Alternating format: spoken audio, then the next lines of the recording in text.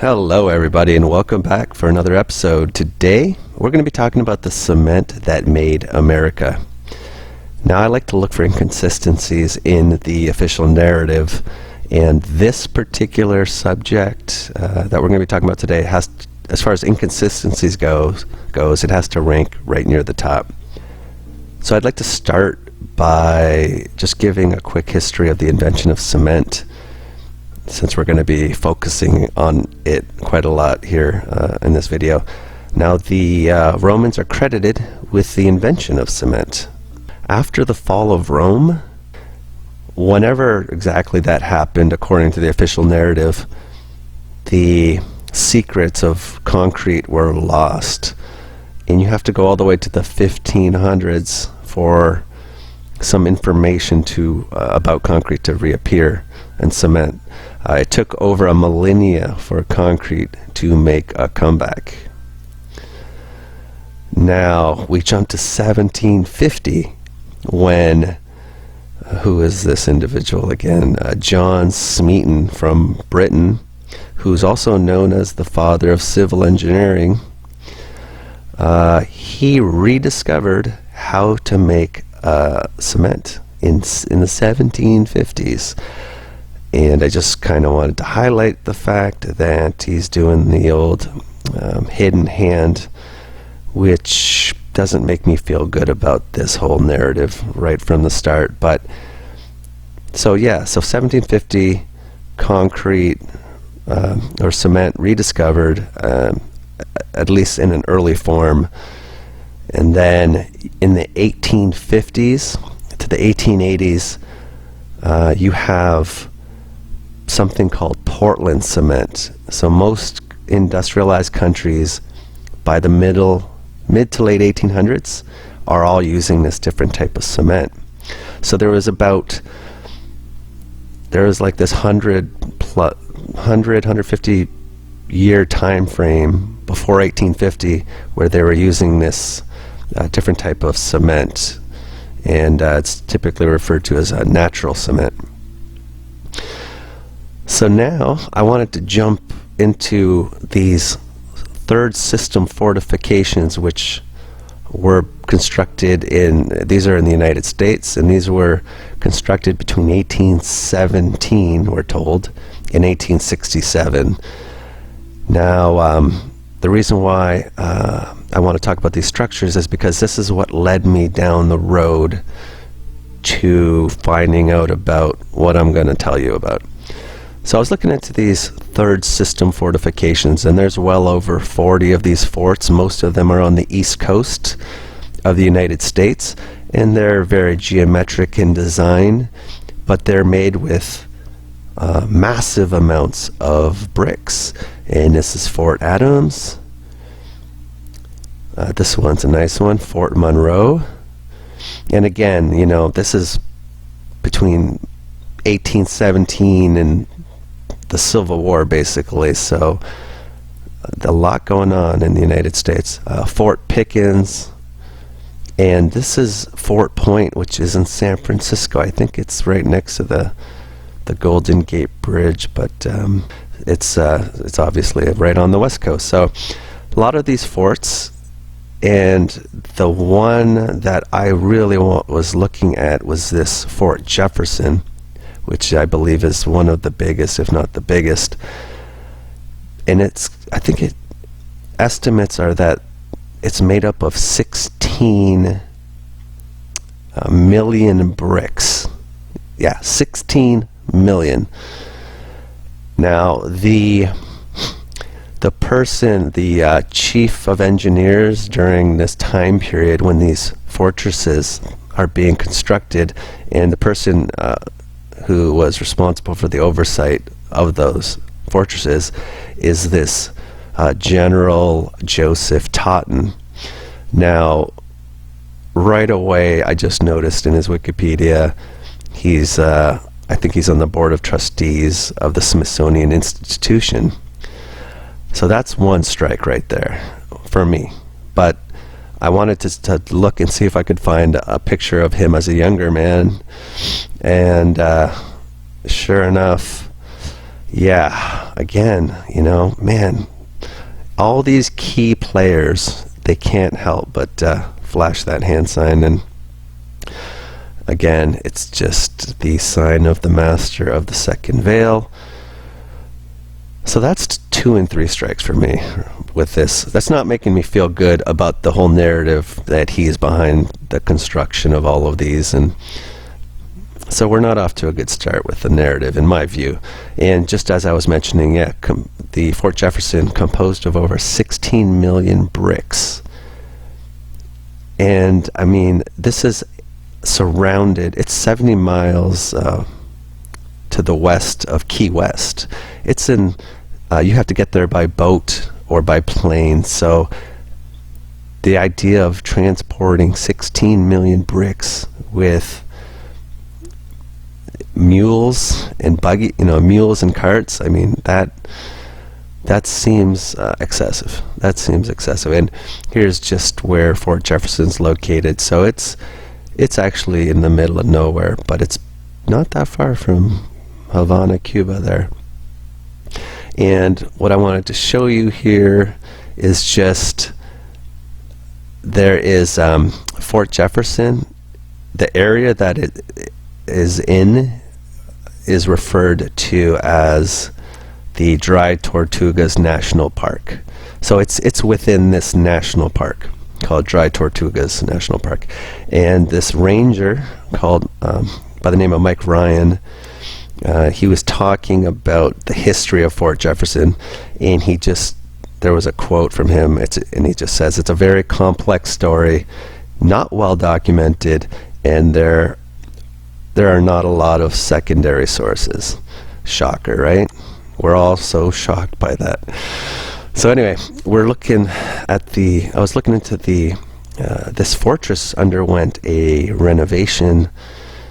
They had, the brickwork was falling apart, the mortar was disintegrating basically, and so they needed people to come and restore the fortress. And this is just some of the visuals here of a portion of the wall, and the bricks are just coming apart. So they had to come and hire contractors to do restoration to this area. So I came across this article talking about this rediscovered rock with relation to Fort Jefferson, and they were talking about from 1825 to 1900, this Ulster County, it's in New York State, supplied the country with 50% of its natural cement needs, most famously for the Brooklyn Bridge. So again, prior to like 1880, 1890, almost all the cement that was being used was a natural cement, not Portland cement. And almost 50% of all the natural cement in the United States was coming from this one area called Rosendale, and it's in this Ulster County in New York State. And one of the largest contractors using Rosendale cement was the United States military.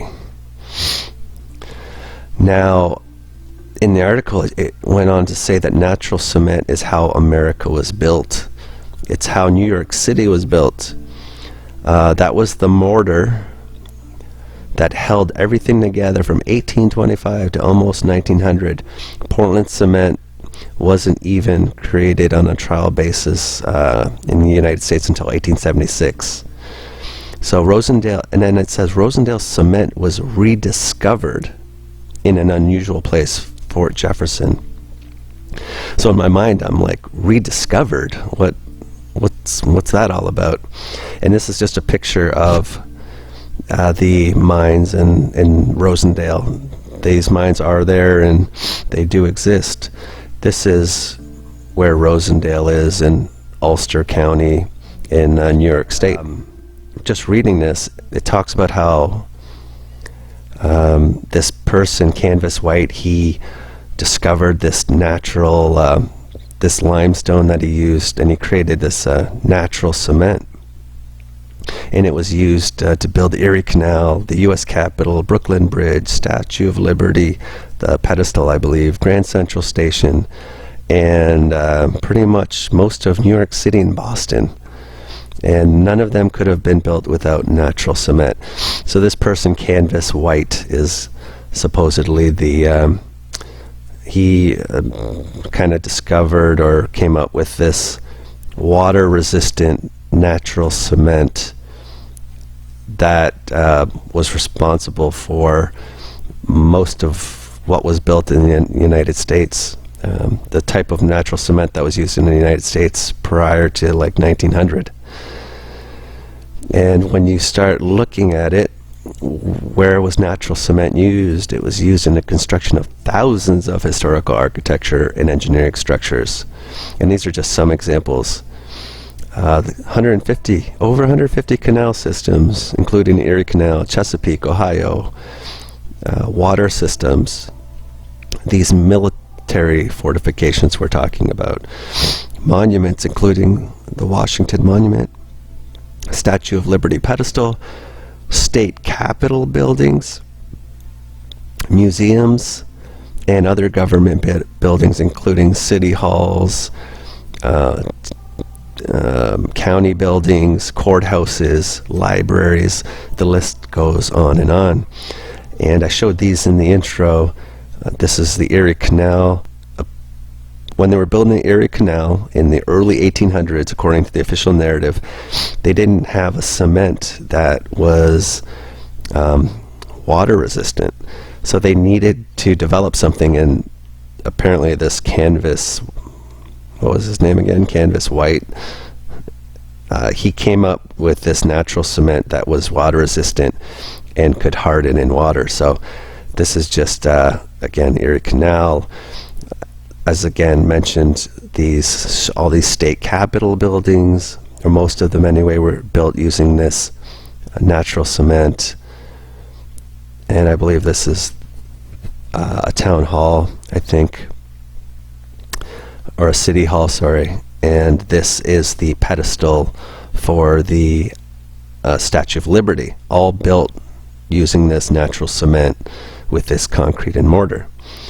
And not last but not least, the Smithsonian Castle, apparently all built with this natural cement. Now again, almost everything I just showed you, I didn't think we built any of that going into looking into any of this. So now I find out this natural cement was used, this specific type of cement was not Portland cement.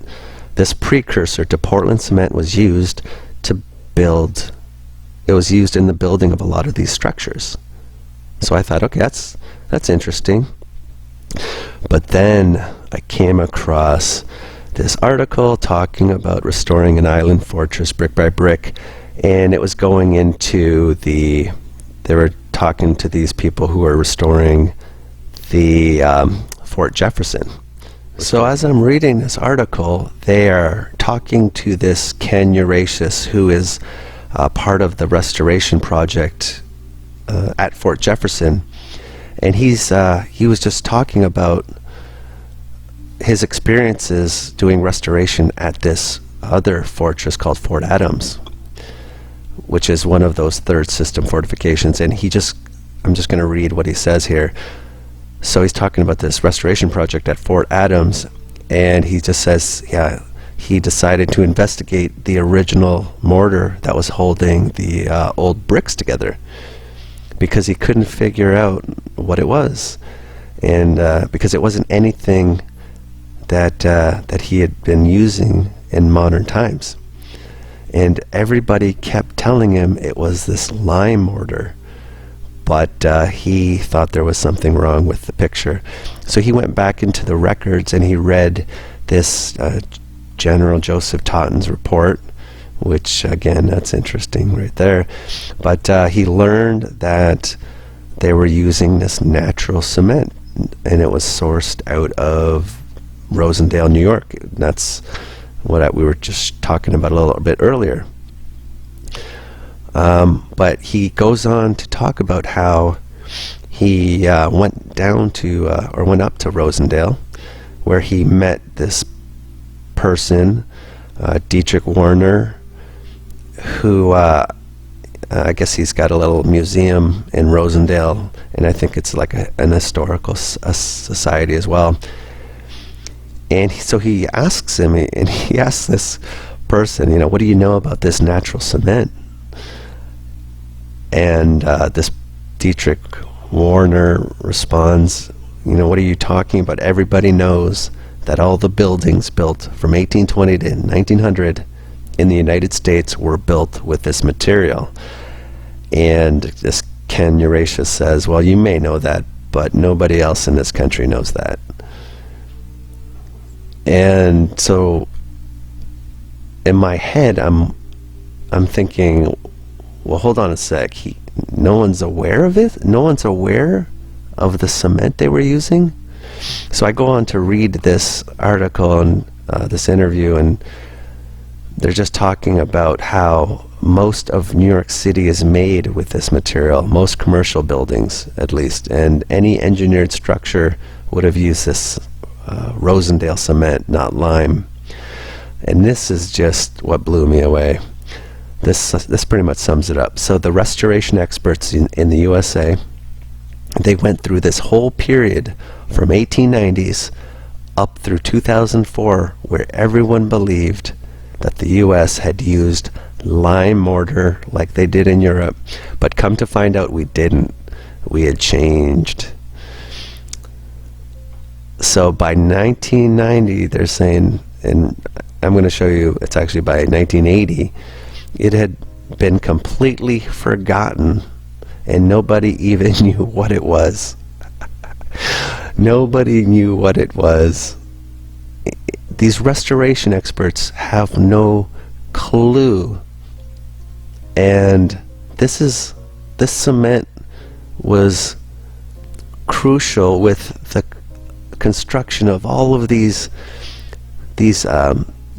structures, the Erie Canal, the Capitol buildings, all these landmarks, bridges, and it's forgotten. Because, and why I find that interesting is because, well, I didn't think we built a lot of these structures to begin with. So the fact everyone quote unquote forgot, I'm guessing there's more to that story than everyone forgetting, because I don't think we built it in the first place. So they just go on to say every one of the 46 brick forts that Totten and established was built with this Rosendale mortar. Now, and he was just amazed that this fort has more than 16 million bricks in it. And can you imagine building that with donkeys? And he just goes on to note, that we don't build a building today that lasts 1/4 of the time that that fort has been there. So, yeah, no, I can't believe they built it with donkeys either. They use donkeys. No, don't believe it either. So, I wanted to show you, that even in the 80s, there was historic restoration in the United States reached a critical mass. And the people at the time were told, because there was no commercial sources of natural cement, they just used this lime-based mortar. So no one even knew that natural cement was an option. These people who are experts in their fields, something that was the cement that made America, all these structures, the canals, and they forgot. No. Not buying it. And, when you think about this Roman concrete and cement, it's legendary for how it's survived and its strength. And in 2017, they finally figured out the specific formula of why it's so strong, and it's a mix of volcanic ash, lime, seawater, and this mineral called aluminum tobermorite. Is that right? So why I wanted to point this out is because, we might not have known the exact composition of this Roman concrete and cement until 2017, but at least we were aware it existed. But this natural cement that was used to build America in the 1800s, everyone forgot that? No, not buying it. So I decided to dig a little further, and this just solidified it for me. And I'm going to lay this out here. So Portland cement was the replacement for all this natural cement in Europe and in United States, but it didn't really come into the United States fully until the late 1880s. But I read that there were shipments of Portland cement starting in 1868, and that continued all the way till 1885, and the volume increased to a peak of nearly 3 million barrels in 1885. So for almost 17 years, and maybe a bit longer, so let's just round it up, let's say 20 years, because they might have continued on for a few more years. So for roughly 20 years, even though according to the narrative, we're producing natural cement, they're importing millions of barrels for almost 20 years. But the whole time we have a source. And when I say we, I tend to lump myself in with United States. But the USA, they're according to the narrative, there's this smooth transition that happens from natural cement to this Portland cement. But we find out, for some reason, for almost 20 years, they are importing millions of barrels of this cement. So what I think is going on is that this theory, that we actually repopulated these cities, and this is just St. Petersburg, but there's the photos of empty cities from like Toronto and London and St. Petersburg and different places, all starting around the 1850s, and then you have all the waste management issues that kick up in the mid to late 1850s. Even though all these structures are there, it just seems like these populations show up out of nowhere, and you have waste management issues.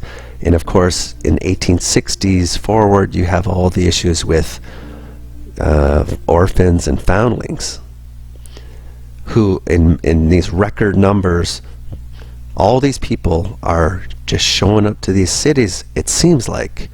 So when I see this statistic talking about all this Portland cement that was being imported for almost 20 years, my take on this is that there was no smooth transition between this natural cement and Portland cement. What you had was people started populating these cities in the United States, and as they migrated, they needed cement. They needed to start building stuff, producing this concrete and mortar. So they needed cement, and they didn't have access to natural cement, this Rosendale cement, because we didn't build all that stuff. It was already there. So we actually needed cement because we didn't have it. And that's why they're importing all these barrels for like almost 20 years until we can get up and running and start producing it. So that's my take on it. And this whole thing that people forgot about this cement, it's just, I'm not buying it at all. It's just an elaborate, these people just don't know what they stumbled onto. But because we understand this aspect of hidden history where we probably didn't build these structures, everything they're saying here makes perfect sense. It's not that they forgot, it's we never built this stuff, and it's all just it's just a false narrative. So yeah, a lot of stuff there, but man, this is, for me, this one it fits so nicely into everything we're talking about. And as far as inconsistencies goes, it's right up there for me with everything I've looked at. But yeah, so we're gonna leave it here with regards to this topic.